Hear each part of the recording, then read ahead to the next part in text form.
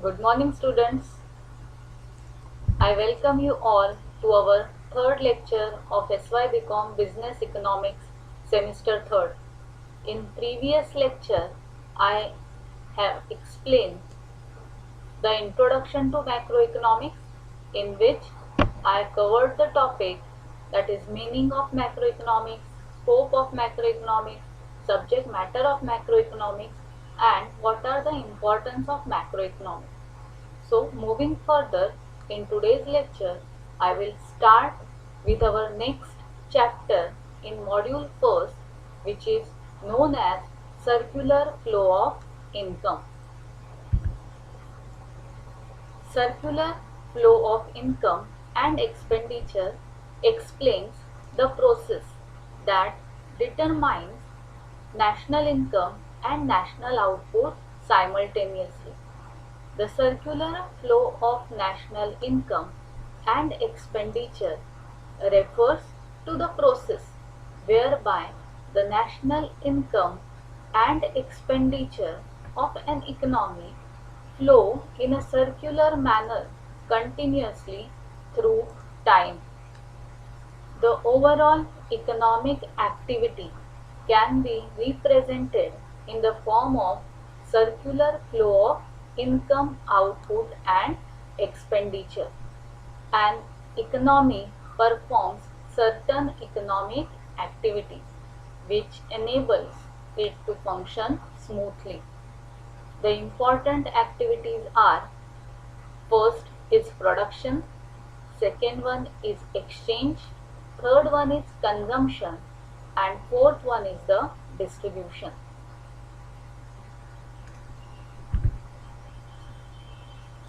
Moving next, I will start with our topic, which is known as circular flow in a closed economy.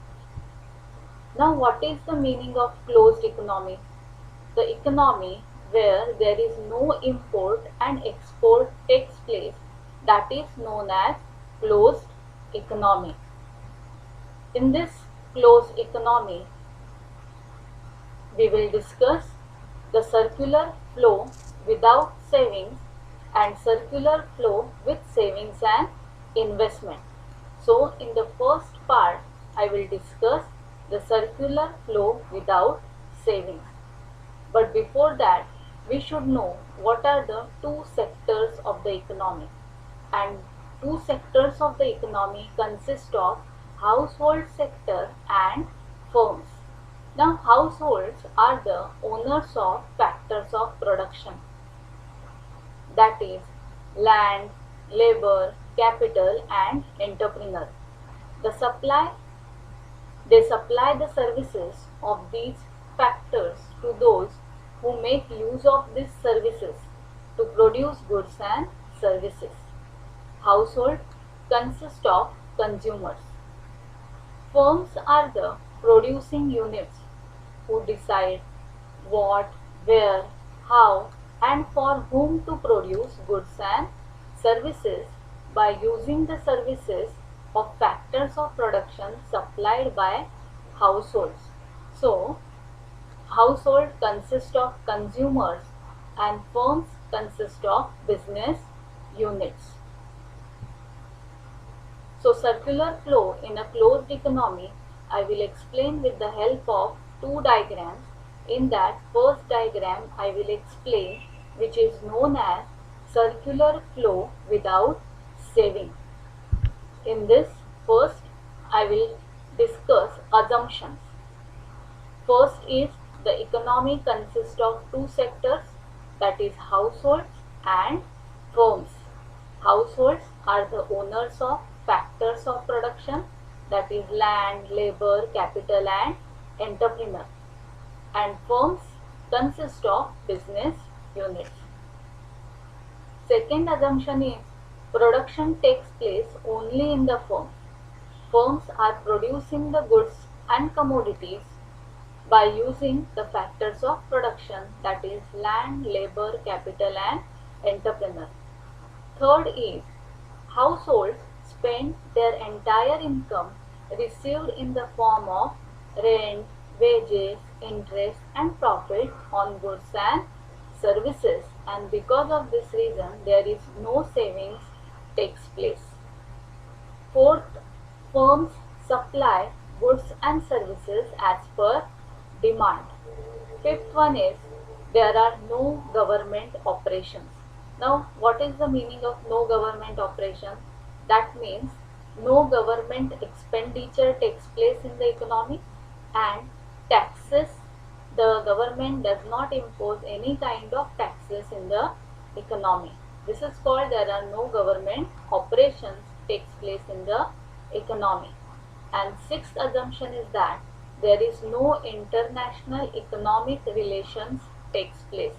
That means there is no outflow and inflow of goods, services and money capital, making the economy as a closed one. That means there is no import and export takes place in a economy. This is the meaning of closed economy. And moving further, I will explain this with the help of diagram. So, circular flow in a closed economy consists of two diagrams. First diagram is circular flow without savings. So, observe the diagram. Households are the factor owners and consumers of goods and services are shown in the left side rectangle, and the right side rectangle represents the firms which are factor users and producers of goods and services. The factor services flow from households to firms. So, the factor services flow from households to firms. What are the factor services?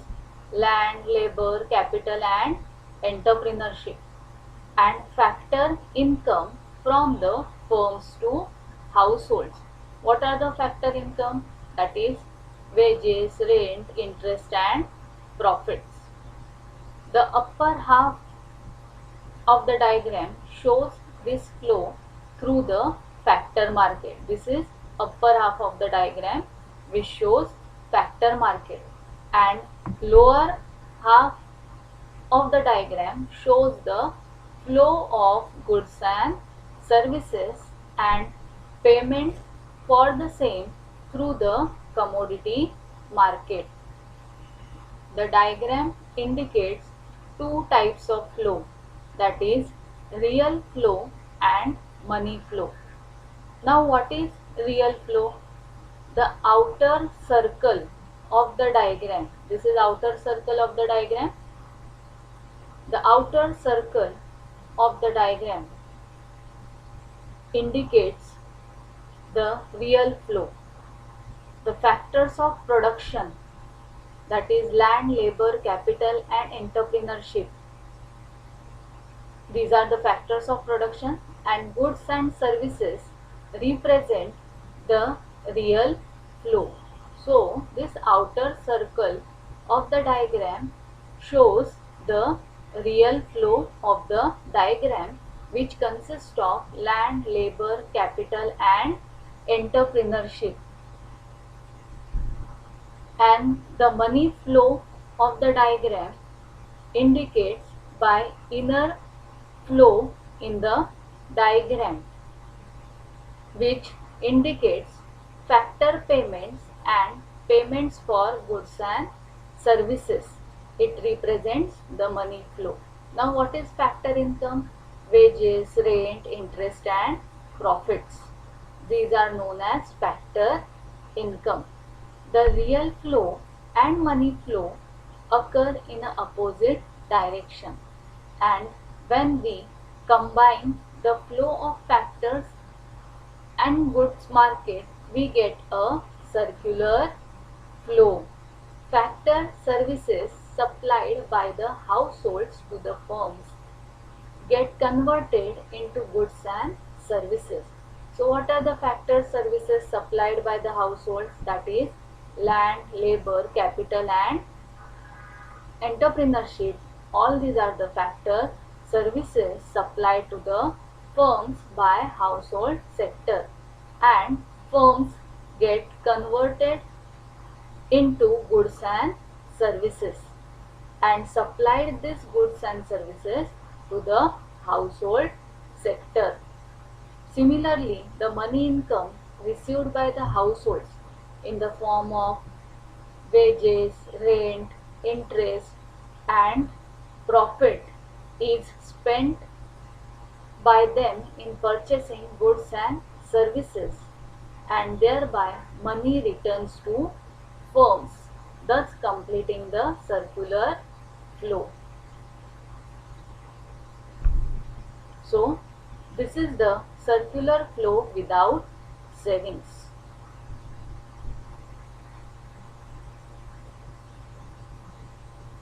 Moving next, second diagram is circular flow with savings and investment.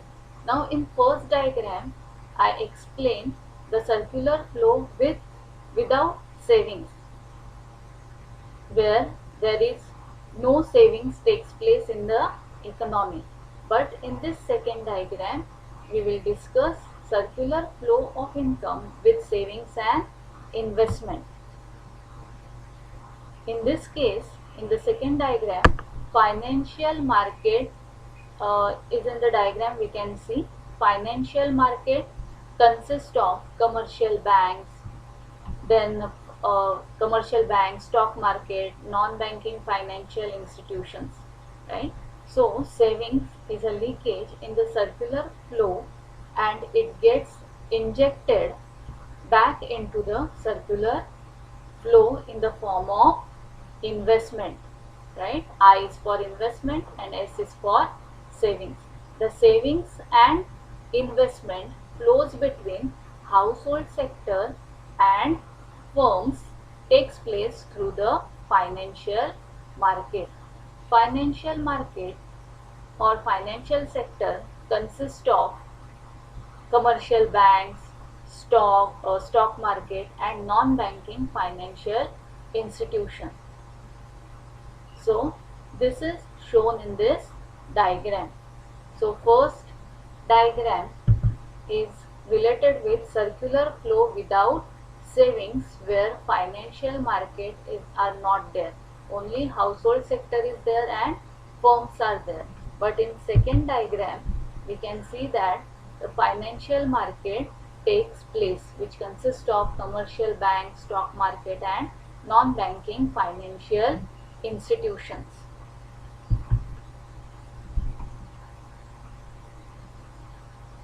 This explanation is related with our second diagram, that is circular flow of income with savings and investment.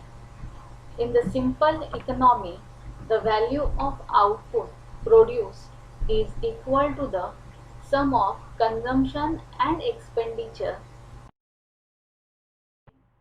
So we can write here y is equal to C plus I.